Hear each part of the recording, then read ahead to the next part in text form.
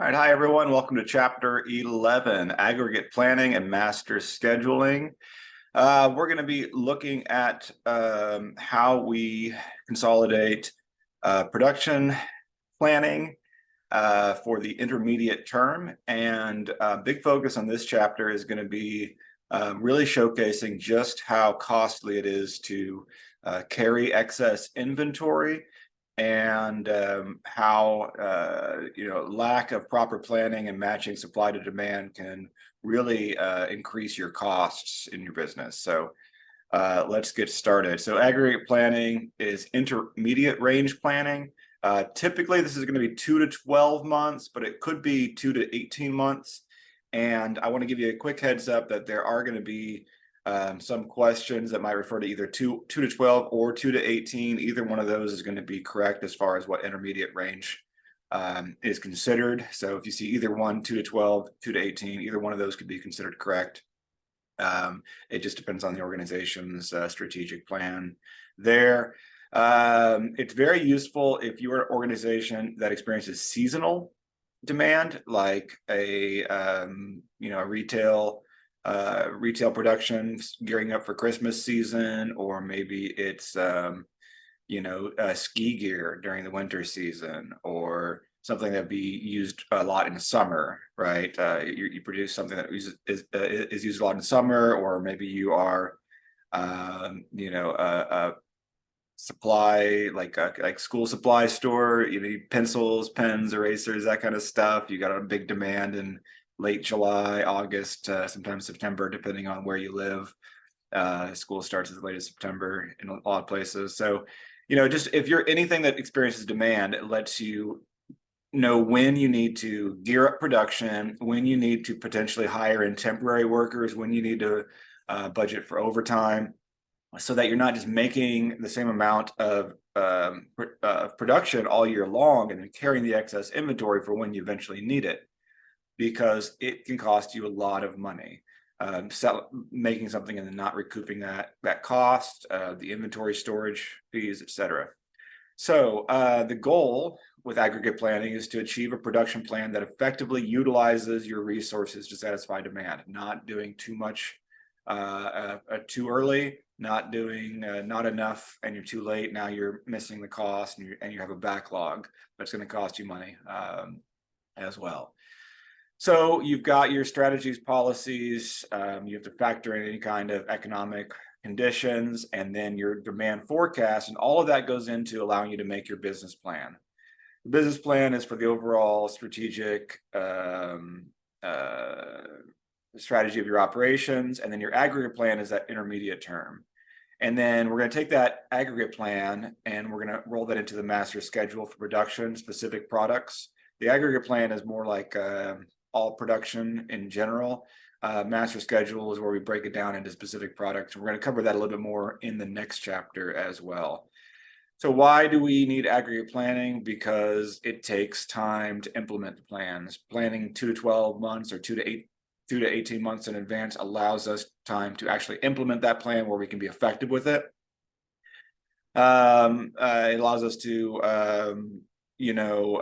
implement our strategy, making sure that the timing is correct for all of our production, aggregating it into an overall production schedule, because individual item demand is a little bit harder to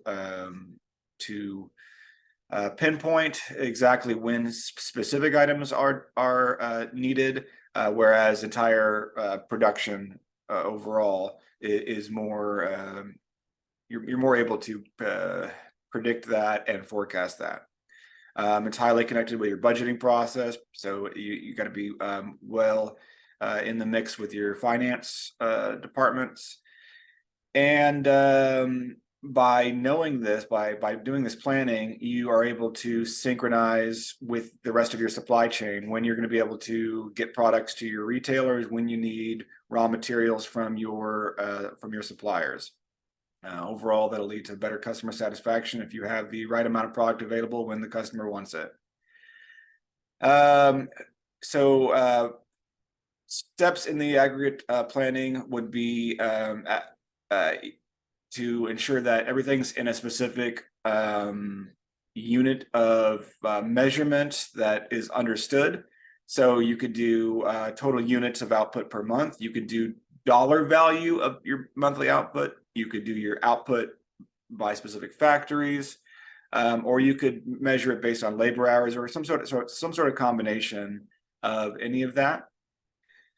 Because you have potentially rolling periods of demand or trend in certain periods, it's, you know, the longer out you forecast, we learned this in chapter 3, the less accurate your forecast can be. So updating them periodically rather than having them just be once a year allows you to correct problems in a timely manner that you can still address them and save on costs, increase profits, increase customer satisfaction.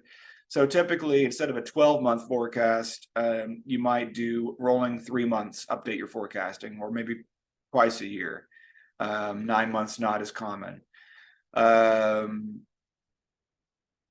Other ways you can deal with variation is you can have excess capacity on hand. That way, if there's an increased demand, you can have that.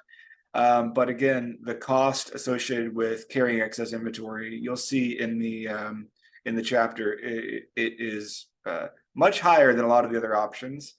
You could have the ability to hire temporary workers, you know, the 1099 contract workers, or you can pay overtime if your contracts allow for that, your unions allow for that. If possible, you can wait as long as possible before committing to a supply. So being able to schedule products that you know their demands, make those amount first, and then when you have additional orders, then start production. That's another option. Again, it depends on your industry whether that's a potential option or not. So that overview goes forecast the aggregate demand, develop the plan, and then update it periodically. That's your timeline there.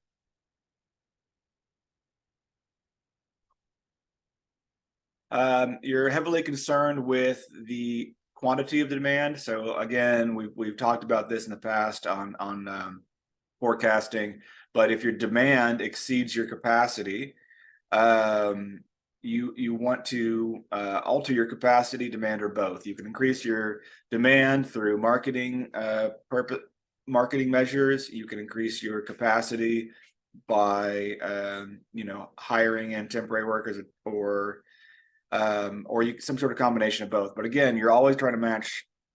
If you could perfectly match supply to demand, great. That would be optimal. Hard to do. So many variations there. Now, the other thing with aggregate planning is that you might have your demand for the entire year, and your capacity for the entire year is enough to meet that. But because of uneven demand within that period, you might need more in February and March than you do in October and November. So, you know, you're not able to produce enough in January, February to meet February, March. Even though you have the total capacity for the year, you're not able to get it when you need it. So the timing of demand is off. So making sure that you can match the timing of demand, not just the entire demand. As with most things to do with operations, it's a series of transforming inputs into outputs. So some of the inputs in aggregate planning are the resources. Could be resources here could be your actual production capability, your workforce, your human resources, the facility space you have, the equipment you have. Your demands are inputs you put into it. Once you have forecasted your demand, you can input those. Costs, knowing your cost for carrying inventory, knowing the cost for having back orders, knowing an associated cost with hiring or firing workers, paying overtime, all of those costs have to be known and plugged into the aggregate plan. What your policies are in your company. Can you subcontract out temporary workers or other companies to produce for you? Can you carry back orders? Can you carry inventory? Do you have the space for it? Are you able to hire and fire workers? Are you able to pay overtime? So those policies, all that goes into the aggregate plan, and the output gives you the total cost of the plan. That's the main output, is a total cost. okay, we've got this for this month, these costs, these costs, these costs, these costs. But that one figure I'm most concerned with, what's the total cost of the plan for this 6-month period or 12-month period or whatever that period looks like. Find the total cost. You're also going to get as some additional outputs what your projected levels of inventory, employment levels, total subcontracted hours, total back order inventory that's going to be needed to be caught up in future months. But again, the main output of an aggregate plan is always the total cost of that plan. Strategically, you need to be proactive, be able to alter your demand to match capacity. So that would be, we've got all this excess capacity. Could we find another company that would let us make products for them? We're a shoe company. We'll make products for Walmart or Costco with all this extra capacity we have in the off season. We have ways to maybe do better marketing analysis and run better ad campaigns to increase demand to match all this capacity we have. We can be reactive. So now we know the demand, we have to change our capacity. Then of course you've got some mix of both, and that's probably the best way to go with it. It's hard to be completely proactive and have that. It's always going to work, right? So being able to react while trying to be proactive would be optimal there. I would say. Other ways you can alter your demand is you can change the price. You can lower the price to hopefully increase the demand by undercutting your competitors. If you have too much demand, you could lower it while increasing profits by upping your demand, especially when it's high peak. Gas prices do this all the time, right? And right before a holiday, the gas prices seem to spike, even though the gas in the tanks there at the gas station have already been paid for. Promotion, advertising, back orders. So let's say you don't have enough capacity in one period, you could take back orders, and then you've taken the money in and you'll deliver it later. Problem with back orders, if it's not planned, maybe you have it on your site, pre-order the next production run, and the customer is okay with that going into it. But if you run out of capacity after you've already taken orders and you can't meet that, sometimes it's going to cost you money to placate the customer, make them happy. It might be maybe you return their shipping fees that they paid. It might be that you give them some sort of discount or whatnot, or the cost might be associated with losing that customer and the opportunity cost of repeat business. And then creating new demand. So you have excess capacity, but maybe there's a market you don't sell in currently, and there's a way to sell in that market, or make a product that with your excess capacity that can break into a new market altogether. When you have supply issues, again, hiring or laying off workers to meet your supply.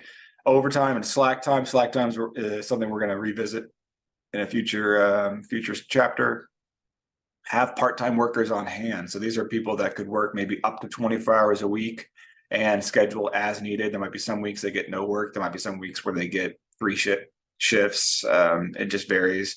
When I worked in the casino industry, we had full-timers and part-timers. The part-timers kind of supplemented the busier times. So we had our full-timers working a steady schedule every week, and our part-timers would shift. If we had a big event in the poker room, we would have extra people there on a Saturday. Our Monday poker tournament was very busy. So we had a lot of part-timers working that day, because as the tables started to break down, not all of them turned into open cash tables, and we had to send dealers home. So by having part-time dealers, we could send them home while continuing to give the full-timers their hours.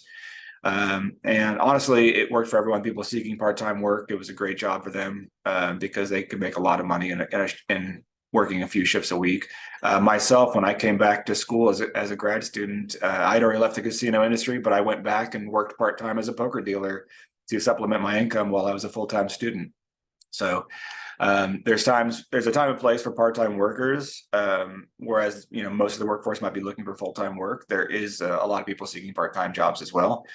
Carrying excess inventory and then subcontracting out to another company. These are ways you can match supply.